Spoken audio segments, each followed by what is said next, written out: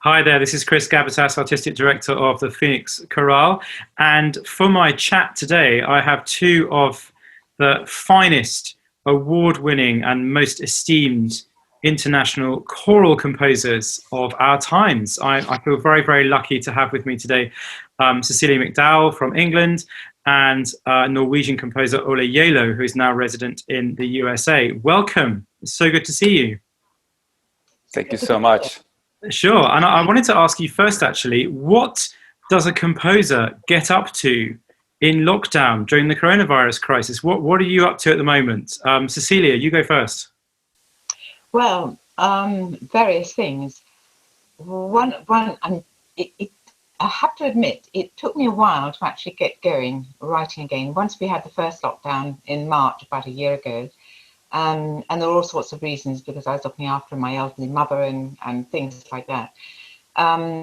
So one of the pieces I wrote, which is now been put back to 2022, was a piece for the Glasgow School of Arts Choir. And by strange coincidence, it's a piece all about healing, and it is in particular about the remarkable American woman, Clara Barton, who founded the American Red Cross. And I asked a poet, Sean Street, who I've worked with many times before, if he would contextualize some of her words from diaries and logbooks. And I've been setting her words to a piece called Angel of the Battlefield. So it was all about her time nursing in the Civil War. But while I was writing it, the ghastly business of George Floyd took place. And I found that quite, this sounds a little self-conscious, and I can tell you it really wasn't. It was one of those feelings of thinking, what's going on in the news is relevant to what's happening now and what I'm actually writing.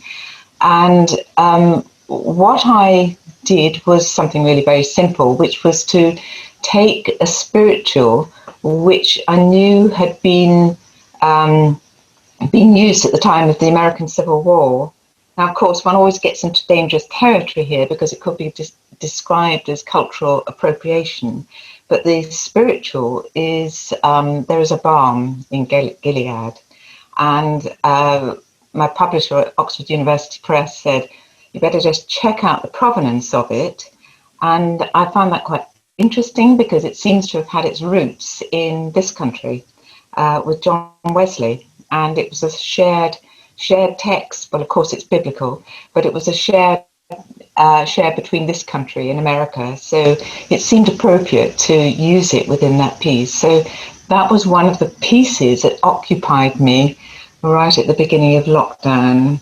And I will stop talking in a minute, but one of the piece that I'm writing at the moment is also something to do with pandemics. Cheery stuff. It's a 15-minute piano work, which is drawing information from the Black Death in the 14th century through to the Spanish flu in the 20th century in relation to composers who survived. And the composer in the 14th century who survived the Black Death was the French composer Guillaume de Machaut, who advocated self-isolation and quarantine, and he survived. Many didn't. So there you are. That's one extreme to another, but influenced by what's going on around us. That's fascinating. I'm glad I asked that question. I've got a lot of really interesting information from that. And Machaut takes me back to, in the King's Singers, we used to perform the Machaut Mass, of course, which is one of the, along with Perotin, one of the earliest polyphonic pieces of music written. So, yeah, it's a great piece. And that was his piece that he wrote, I think, in gratitude for his survival. There we go. That's wonderful. From the Black. So it sounds as though you're quite strongly influenced by what is happening around you. And what I was going to go on to next, really, and ask Ola was, people assume that composing is quite a solitary pursuit, I think, in many ways. You're there in your studio or in your apartment, wherever you might be, and you're working away. But is it true? So you might assume that lockdown or coronavirus wouldn't affect you too much. Is it the opposite? Is it, from what Cecilia's been saying, that actually you feed off what's happening around you, and you need to get out there to become inspired? Not really, in my case at least. Yeah, it definitely is a solitary kind of work, you know, and it's unless you're, you know, collaborating with another composer or something like that. But yeah, so my job or my composing didn't change too much because of the lockdown, because I was always working at home anyway. It was more, you know, just the psychological stress of it, and the, you know, in the beginning, and the confusion and the you know, anxiety and sadness, especially in New York City. You know, it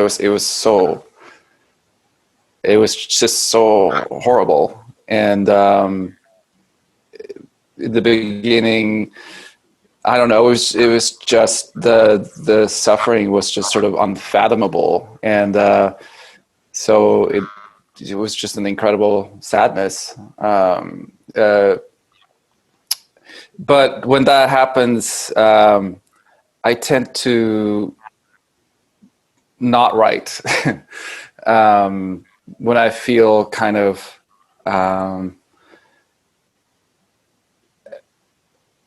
I tend to need to be in a sort of a happy place to write. So in the beginning, I didn't write too much. It was just sort of a surreal time, and but eventually, you know, you get more used to being in a lockdown and everything that means, and I sort of started to work again, and I've been working sort of like normal since then.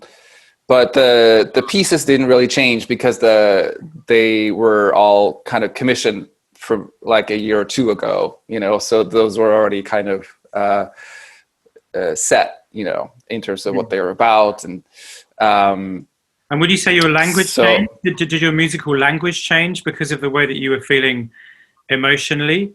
Because I've certainly been other musicians I've spoken to who, and it's great to hear you speak so vulnerably about that anxiety, because I think it has affected musicians and artists in a major way, because we can't do what we love in so many ways.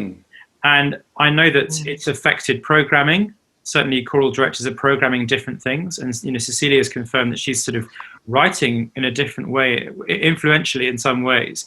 Do you think it changed your musical language or your harmonic language, or was it very much you had a hiatus and then you went back to where you were? Yeah, the latter, definitely. But I think that's just how it's always been for me, is that I never let sort of external events of any kind of seep into my music, really. I guess I just always wanted it to be separate, you know. So I'm very interested in politics and all stuff like that. You know, I'm very engaged in it, but I always kept it separate from my music. I don't know, and I also kept it separate from myself in a way. Like I didn't want my own little problems or kind of seep into the music. I didn't want the music to be my sort of therapy, and I just wanted to be something as pure as I can, just something that hopefully can be meaningful to the listeners and performers, and just something that comes from the heart, you know. But this is interesting because we've got two quite different approaches here to composing. Right. It seems on the face, but yet both of them produce exquisite music in their own way. And if your music's coming from the heart, Ola, but you're trying not to put too much of your the peripheral emotion into it. Where does that inspiration come from for you? What is it that causes you to put pen to paper, and where's your voice coming from? I have no idea. I think who knows where creativity comes from in the first place? But I think for me, it's really just very simple. It's just the joy of writing, of creating, which I've always loved since I was a little kid, and the strong desire to want to share that with people. That's really all there is. It's not anything more lofty necessarily than that, but it's just that feeling of you have to do it. You can't stop yourself, but who knows why? It's like, why does somebody decide to become a soccer player or a football player, a professional football player? It's just, there's an impulse there, and you have to do it. You cannot, can't not do it. It's your you gift. Can't live without it. Yeah, I understand that.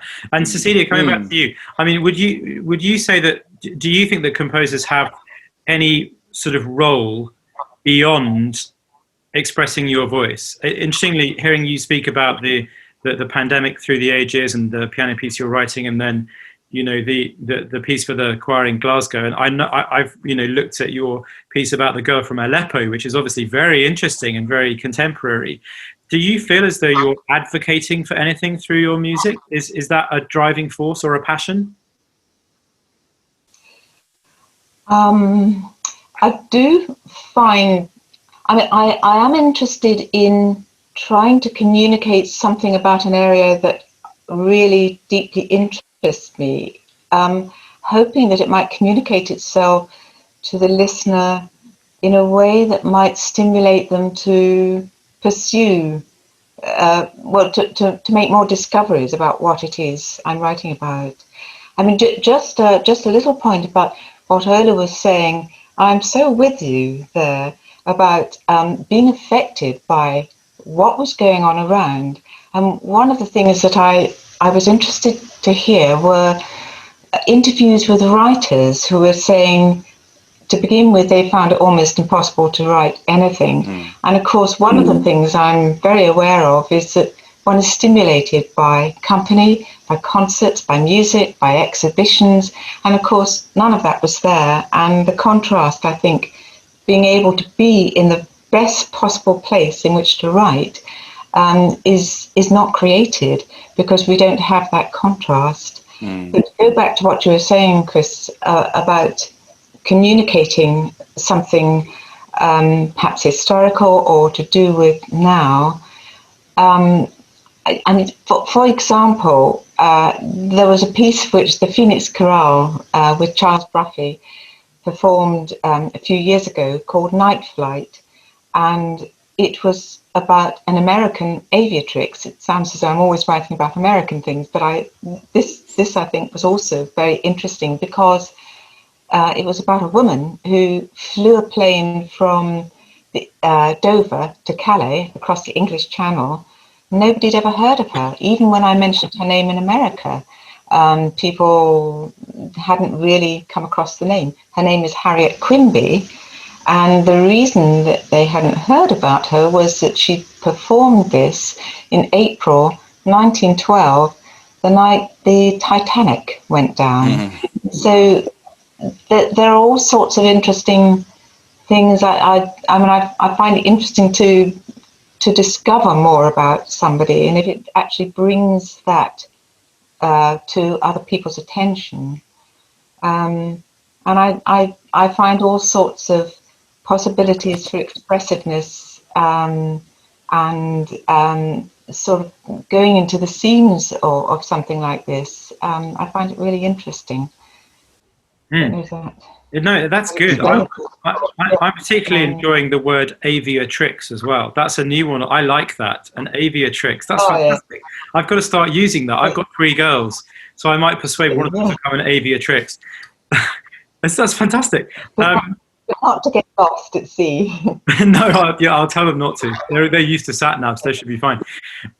So, I mean, the interesting thing is, you spoke about wanting to almost educate and inform the listener, and that's something that I'm used to, because in the programming that I've done over the years, we always had a sort of a twin aim of educating and entertaining. So we wanted to give the audience some things we knew they would like, but also represents a genre or some repertoire or a composer they might not yet know they like, but hopefully send them away thinking, I've discovered something new today. And that got me thinking, from the perspective of a composer, Ola, do you write for the musicians who are performing, or do you write for the listener, or do you write for both? Definitely for both, or for three things. I wanted to, well, first of all, for it really, really important that the commissioning, if it's choral, the commissioning choir, it's something that really fits them and fits their sound and their type of group, and that's the first thing. And then at the same time, I want to keep an eye on that it's also as universal as possible, that it can be done by as many types of choirs as at the same time. And then, of course, I care a lot about what it feels like to the listener. That's incredibly important to me. And I always try to, when I write, put myself, imagine myself as possible as the neutral listener, kind of sitting out in the hall and hearing it from that perspective. That's something I really, really try to put myself outside of the music and outside of just the composer role. You know what I mean?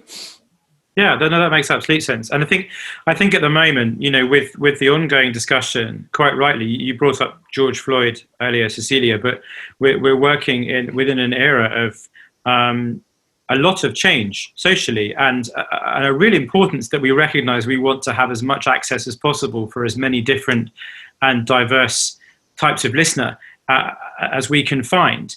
And I think programming has such a huge role in that, because potential listeners are often put off by what they see as quite dry or stuffy or inaccessible repertoire. And both of you are recognized as being composers which make people smile and make people excited about hearing choral music. And I wanted to ask whether you'd thought about the question of access, really, and how you as composers can help us as performers to reach as wide a demographic of people as possible. I don't know who wants to go first on that one. I'll let you go first. I think really how to express it. I mean, I feel if one is writing something with a real genuine desire, as we all do as creators, that we believe very much what we're doing. I mean, one hopes that it will reach across to the listener. And as Ola was saying, imagining how it will be received, who will be listening, is also important. It is this desire, I think, with all creators that we want to communicate. And I think that so long as we are being true to ourselves and doing the communication in the best way possible, I think that is important. And also the text. And the text, I feel, for both of us, and for all of us choral composers, it's having the desire to use it in a way with such integrity that as a composer one doesn't get in the way of the words, that they can be expressed and understood in some way. So yes, I think that's not to get in the way of how to get it across to the listener and to communicate as one can. Yeah, absolutely. And let me ask. Oh, sorry. Go ahead. Sorry, I was going to say, I think that's quite right. And I've found recently I've been very, very drawn to the words of Sarah Teasdale, the American poet Sarah Teasdale. And she's set by so many composers very, very beautifully. But when I speak to audience members after concerts, they seem to be able to identify with her writing, it's very simple, it's very plain. She laid out where she was in life and what she was feeling, and she deals with life and death and love, and all the human emotions which are central to who we are as people. And I find that audiences respond so well to that. So I completely agree. Choosing text which is universal to go with the music that's a universal language is just imperative. Ola, you were going to say?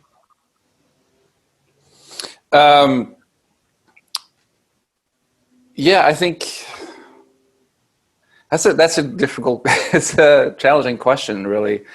How do you, are you thinking mostly about how you can expand the sort of, what do you mean, like both in terms of performers and listeners, or yeah, I think choral music is often seen as quite a sort of a privileged white-dominated medium in so many ways, certainly on the classical side.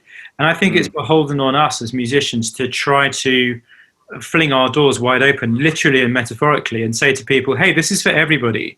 And, we're lending a voice to your music as a composer.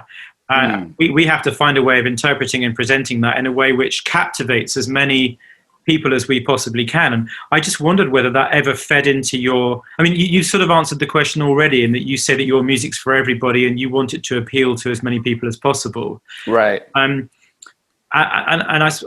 within programming, it's so important for artistic directors and staff to think about how your music is going to be received. And I suppose I wondered whether you ever think about that end goal of opening up choral music to anybody who might appreciate it. Yeah, I don't know. It's a tricky thing to know the right answer to, I'm not really a performer. I mean, I'm not a conductor at all. So I don't do programming, or I tend, because I always play the piano. So I kind of get invited to, sort of appear or collaborate, with the choirs that have already set a program and arranged a concert. So I'm not really so much part of the latter end of the process where it's actually presented to an audience, except for when we do recordings, stuff like that. But you have advocated for your music for the sort of Norwegian heritage that you have, and a lot of the great folklore of your country. And I would say, I suppose, in some ways, what you're doing is you're presenting to the world what is not such a well-known artistic history, or artistic culture, and advocating for that through what you've done. So I suppose in some ways what you're doing is lending a voice to that community. Well, what do you think, as a performer and a conductor, is there ways that you feel that us as composers could expand in terms of reaching more parts of society? And is there a thing that you're missing a little bit that we can sort of work on and expand to? Oh, you're not supposed to ask me questions. That's not fair. Well, I don't know. I mean, I think that there are wonderful ensembles at the moment. There's one in particular I'm thinking of called Tonality, which is based in Los Angeles, run by a guy called Alexander Blake. And they're an ensemble which really advocates for social justice and social change through programming and through composition and through the way that they choose to highlight events in our modern world which need to be provocative and discomforting to society in general. And I'm not suggesting that everybody does that, but I think it's really fascinating that composers and music has found a place to be an outlet for tension and to be an outlet for political and social change, in a way that, if you think about it, 500 years ago, composers such as William Byrd, Thomas Tallis, who were Catholics living in a Protestant England and in danger of losing their heads, quite literally, through their music and through allegory within their music, they advocated for a return of England to the church in Rome. And I suppose I'm just wondering whether there's any sort of parallel we can draw and any edginess that we can approach through our compositions today to try to mix life up a bit. Cecilia? I think as composers or creators, we give a commentary, don't we, on what we're finding we're surrounded by. Each of us has a very different approach, and I think all of our approaches are all important, however we do it. And yeah, I suppose we're drawn in a particular way to write the way we do. So, I mean, I've always been fascinated by historical events and how they impinge on us. I mean, there was something I wrote for the BBC Singers last year, which was about Rosalind Franklin, another person not many people know about, but she was a crystallographer and a chemist, and she was essential for the discovery of DNA. And she discovered the double helix. And she didn't win Nobel Prize because she died before it was awarded to Crick and Watson. So there are things like that that I find. I mean, it's interesting you mention edginess, because I think music does need a certain astringency in order to offset things that are more temperate and softer. So yeah, but I'm very interested in what you say about tonality, that they are writing about things to do with social justice, but we can't all do that. No. We each have our own voice. Yes. Mm. Absolutely. No, I'm not suggesting that at all. I'm being a bit provocative, but I think what's interesting is I'm hearing advocacy within both of your musical voices, whether it's advocacy for female scientists or aviatrixes, which I just love, but also you know, in Ola's case, we're talking about, you know, really getting music out there in a way which appeals to the vast majority of listeners and just simply comes from where you are at that point in time.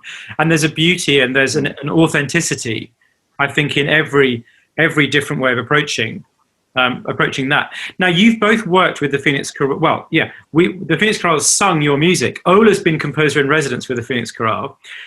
We're delighted and very fortunate that Cecilia is working with us this year for a Christmas composition, which is very exciting. But the chorale has recorded your three Latin motets in a recording about a decade ago.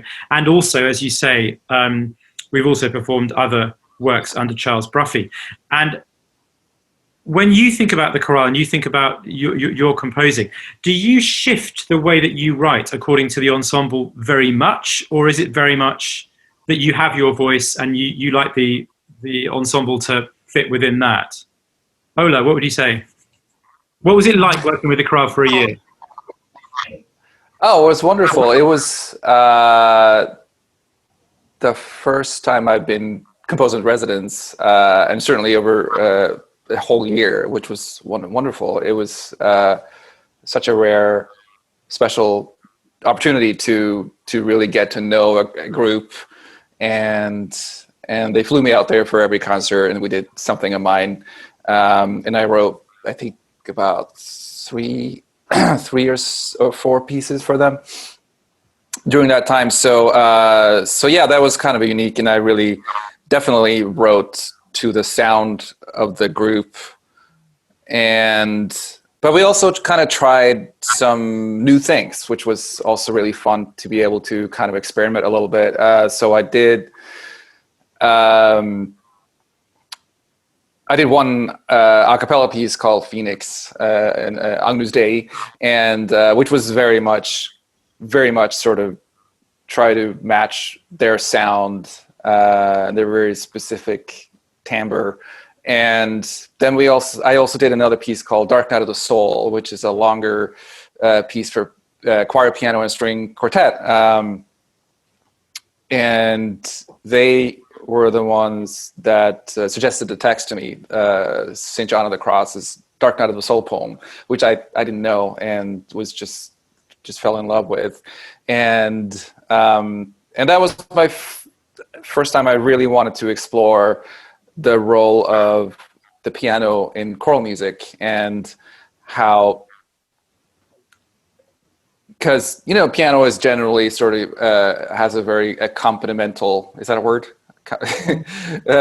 Accompanying role in choral music, but I think as a pianist, you know, obviously I have a strong kind of love for the piano as well, and I wanted to try a piece where the piano was pretty much sort of equal with the choir, and there was more of a dialogue and sort of give and take, and the string quartet acting as sort of the glue between the two, a bridge, you know.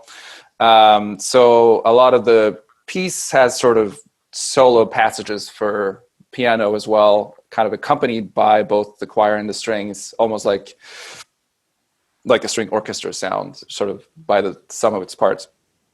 And so they had a sort of like a semi-piano concerto feel to it, you know, sometimes. And it was also a way that I wanted to try to make the combination of the three, chamber choir, string quartet, and piano, and make it try to sound bigger than the sum of its parts in the way I was scoring it. So that, because I really care about things being accessible and affordable, you know, to perform. So you don't have to hire a whole string orchestra or something. So that was the other goal, whether it was to try to, to make it sound as symphonic as possible, even though the forces weren't huge, you know. And then the third piece was a piece called Evening Prayer, which was came out of my collaboration with Ted Belladin. And we had really fun collaborative concerts where we did like everything was improvised in sort of a jazz related way. So I really wanted to incorporate that into a piece and then incorporate improv into choral work. So that whole piece has sort of a classical, but sort of also more free element to it, and has, like, on the album it has a big solo by Ted, and so so it was both the chance to write something very specific for that group, but also to experiment and try new things, and that residency really gave me the opportunity to do both, you know. And it's wouldn't have happened good. without. It's almost a modern form of patronage, isn't it? That sort of composer in residence setting. In a way, you'd have court composers running through the Renaissance and Baroque and classical periods. We don't really have that anymore. But the idea of a composer in residence allows that longevity of relationship. So the understanding builds. So you can hopefully create something collaboratively, which is very, very meaningful. And you left a legacy of huge loving fan base in Phoenix. You're often spoken of very fondly, and we, in fact, in our broadcast, we're performing a recording of the Spheres, your piece, the Spheres, the Kyrie from the Mass, and the reaction to that piece, both from the audience in real time, and then after the concerts, what they would speak to me about how it took them back, many of them, to the time when you were in residence. So it's wonderful to have that stamp, I think, as a composer on an ensemble as well, that immediacy of relationship.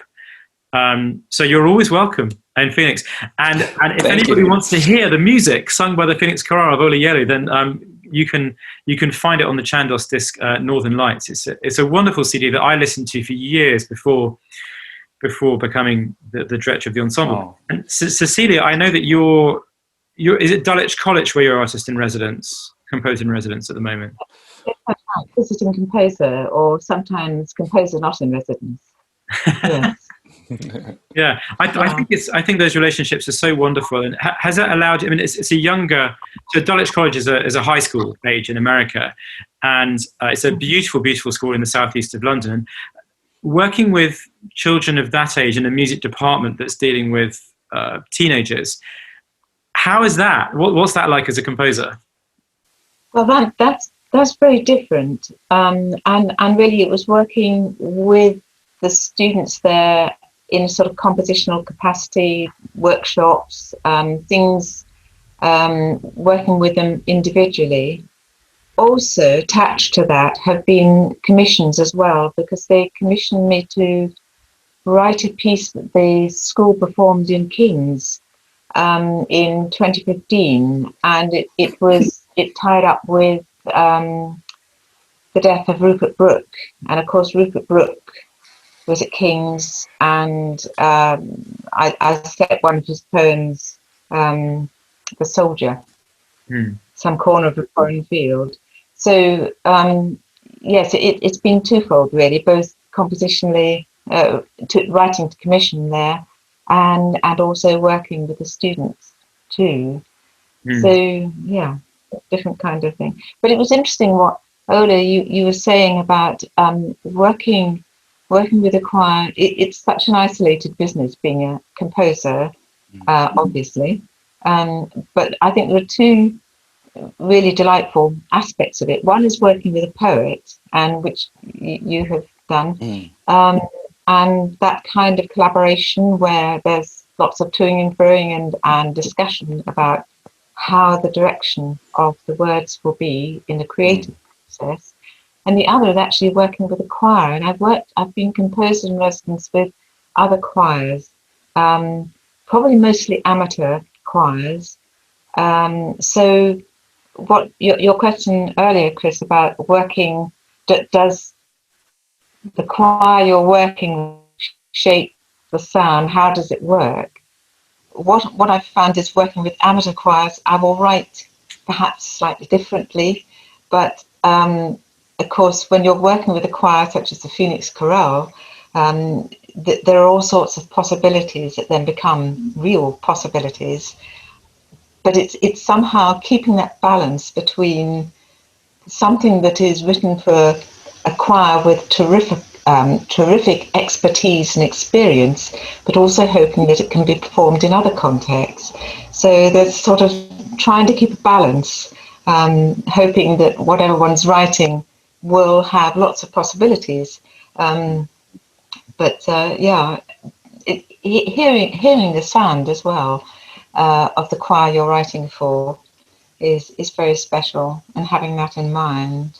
Well, we're tremendously excited, and we can't wait for our Christmas commission to come from you. We're very, very excited about that. Thank you again for agreeing to work with us. And I know that you'll have the same legion of fans in Arizona that Ola enjoys, and it's very exciting. So sitting here now, I don't know whether you've started writing or where the process is. Could you let us into how you might go about that? Yes. So it starts with words, and I have found the words that there are three different, and of course when we originally discussed it, Trinity was part of this, wasn't it? That's right.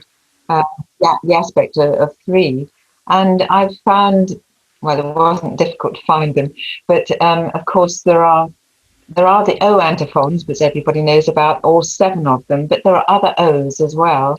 O Nata Lux, of course, is about light around about Christmas time. O Magnum Mysterium, about the great mystery of the baby in the manger. And there's another one which I don't know how often it's been said, O Virgo Virgine, about Mary. And I think that one is associated with December the 24th.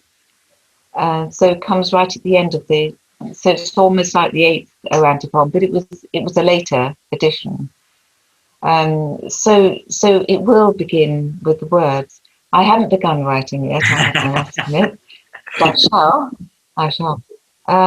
So yes, so each one, and of course, as there are 3 of them, I will think of them in terms of a triptych, and create, I hope, contrast between the 3 of them.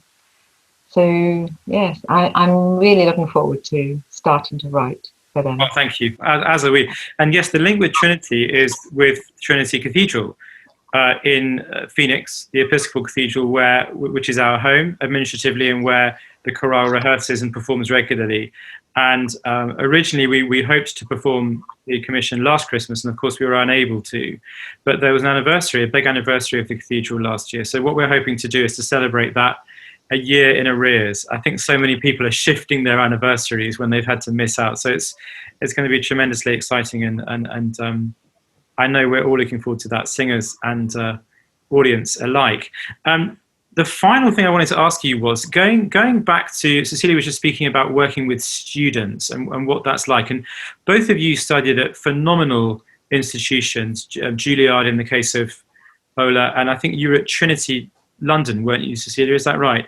And Edinburgh University, yeah, then Edinburgh, and then So a lot of young students out there who might be interested in composition, I think it's probably quite difficult for them to know where to start in so many ways. So if you had a word of wisdom for any young musicians out there, or not so young musicians who wanted to start and feel they have something to say within composition, where do they start? What do they do? Ola. who goes first?